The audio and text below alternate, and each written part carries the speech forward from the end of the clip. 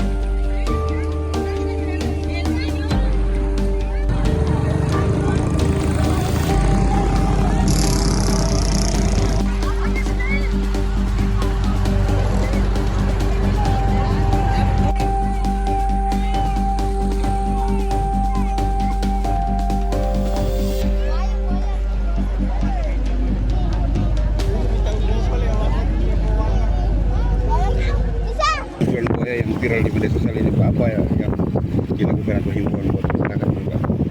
Ya, terkait dengan adanya video amatir ya viral di media sosial menampakkan buaya. Dari kami dari Polsek Pelabuhan menghimbau kepada masyarakat terutama yang sering berenang ya tetap perhatian. Kemudian ini juga sudah memasuki musim hujan ya.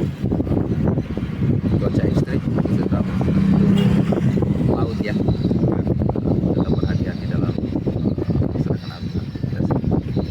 Terkait tadi apakah ada koordinasi dengan BPBD atau ya, jadi pihak lain? semua kejadian itu ya yang terjadi masalah tetap berkoordinasi dengan pihak terkait serta terutama untuk pihak penanggulangan bencana ya, kemudian ada juga tim SAR dan sebagainya.